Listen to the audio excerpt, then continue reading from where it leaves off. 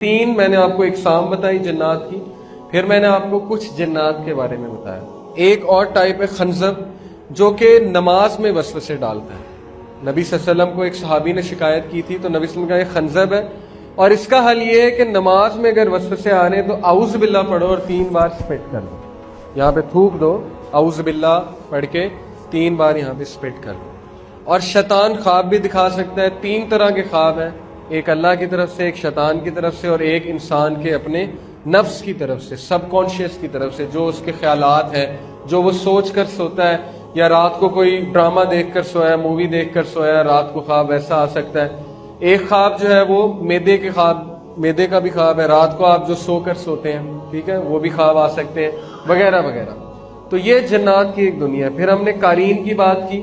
قارین آپ کے ساتھ ہے، آپ کی رگوں میں خون کی طرح دوڑتا ہے اور آپ کو نقصان بھی پہنچا سکتا ہے۔ اس کی خوراک کے بارے میں ہم نے بات کی، اور اس کے وسوسے، اس کے حوالے سے ہم نے بات کی، اور کس طرح کالے جادو کرنے والے اور قسمت کا حال بتانے والے قارین کو بلا کر سب کچھ پوچھ لیتے ہیں، اور پھر جب آپ جاتے ہیں تو وہ آپ کو ساری باتیں بتاتے ہیں اور آپ حیران ہو جاتے ہیں کہ واہ، یہ بات اسے کیسے پتہ لگی۔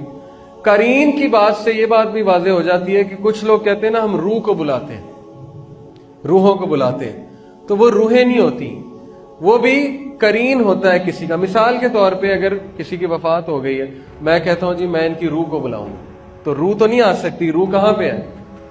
روح تو برزخ میں ہے، اور اللہ تعالیٰ جو ہے اجازت نہیں دیتے روح کو واپس آنے کی، وہ ایک الگ ہی دنیا ہے، وہ وہاں پہ زندہ ہے، کافر بھی زندہ ہے، شہید بھی زندہ ہے، لیکن ان کی زندگی جو ہے وہ اور طرح کی ہے۔ بد روح کی ظاہر ہے بری زندگی ہے، نیک روح کی اچھی زندگی ہے، لیکن ان کو واپس آنے کی اجازت نہیں ہے۔ اب یہ جو روحیں بلاتے ہیں یہ بھی قارین ہوتے ہیں۔ یہ میں پورا آپ کو ایک قصہ سناؤں گا انشاءاللہ جب وقت آئے گا۔ روجر مارنو ایک انگریز تھا، امریکن تھا، جو فری میسنز کے پاس گیا تھا۔ وہ فری میسن کا جب ٹاپک آئے گا میں آپ کو بتاؤں گا۔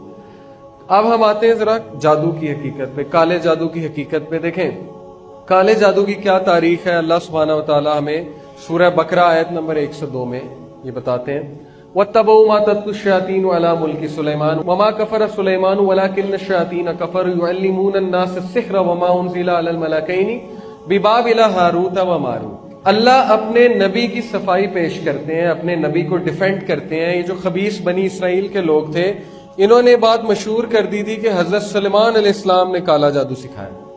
اس کو کبالا میجک کہتے ہیں، کبالا میجک، اینشینٹ جوئش میجک۔ یہ لوگ الزام لگاتے تھے، جنات بھی الزام لگاتے تھے کہ سلیمان نے جادو سکھایا۔ تو اللہ سبحانہ وتعالیٰ نے اپنے نبی کی حفاظت کرتے ہوئے اپنے نبی جو علیہ السلام ہیں ان کو ڈیفینڈ کیا اور کہا کہ نہیں، وَاتَّبَعُوا مَا تَتْلُو الشَّيَاطِينُ عَلَىٰ مُلْكِ سُلَيْمَانَ وَمَا كَفَرَ سُلَيْمَانُ۔ اصل میں سلیمان نے کفر نہیں کیا تھا، وَلَٰكِنَّ الشَّيَاطِينَ كَفَرُوا، یہ شیاطین نے کفر کیا تھا۔ اور انہوں نے جادو کہاں سے سیکھا تھا؟ جو کہ نازل کیا گیا وما انزل علی الملکین، فرشتوں پر، ببابل ہاروت و ماروت۔ ہاروت و ماروت 2 فرشتے تھے جن پر یہ جادو نازل کیا گیا تھا۔ کہاں پہ؟ بابل میں، بیبیلون۔ بابل کہاں پہ ہے پتہ آپ کو؟ عراق کا جو علاقہ ہے وہاں پہ بیبیلون سب سے پرانی سیویلائزیشن ہے، سب سے پرانا کہہ لیں کہ دنیا میں سب سے پرانی سیویلائزیشن عراق کی سیویلائزیشن ہے۔ ہاروت و ماروت کے بارے میں ایک قصہ ہے تفسیر ابن کثیر میں، اس کی صحت اتنی زیادہ میرا خیال اوتھینٹک نہیں ہے، لیکن قصہ سنانے میں حرج کوئی نہیں ہے۔ قصہ کچھ اس طرح ہے کہ جب فرشتوں نے اللہ سبحانہ وتعالیٰ سے یہ کہا کہ آپ کیوں اس انسان کو بناتے ہیں جو کہ جھگڑا کرے گا، تو اللہ تعالیٰ نے کیا کہا تھا کہ میں جانتا ہوں تم نہیں جانتے۔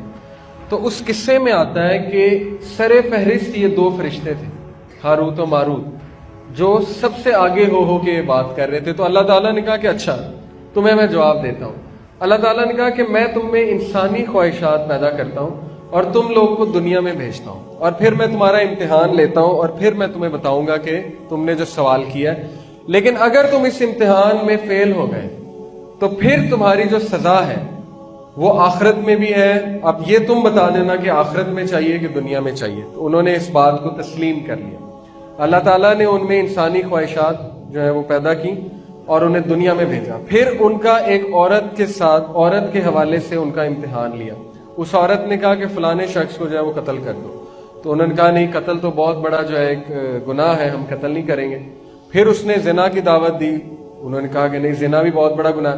پھر وہ شراب لے کر آئی اور اس نے مختلف انداز سے بہلایا پھسلایا اور شراب پلا دیا. انہوں نے کہا چلو شراب چھوٹا گناہ ہے، ہم معافی مانگ لیں گے. شراب انہوں نے جب پی لیا تو جب ان کے سینسز نہیں رہے تو اس عورت نے ان سے زنا بھی کروایا اور قتل بھی کروایا. اب جب ان سے گناہ سرزد ہو گیا تو اللہ نے کہا اب بتاؤ تمہاری کیا پنشمنٹ ہے، آخرت میں چاہیے کہ دنیا میں؟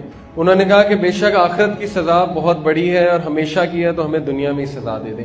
تو اللہ سبحانہ و تعالیٰ نے انہیں سزا کے طور پہ جادو جو ہے ان پر نازل کیا اور کہا کہ تا قیامت تم یہ لوگوں کو بتاؤ گے ایز اے ٹیسٹ. اب یہ حدیث صحیح نہیں ہے لیکن میں نے آپ کو ایک واقعہ سنایا.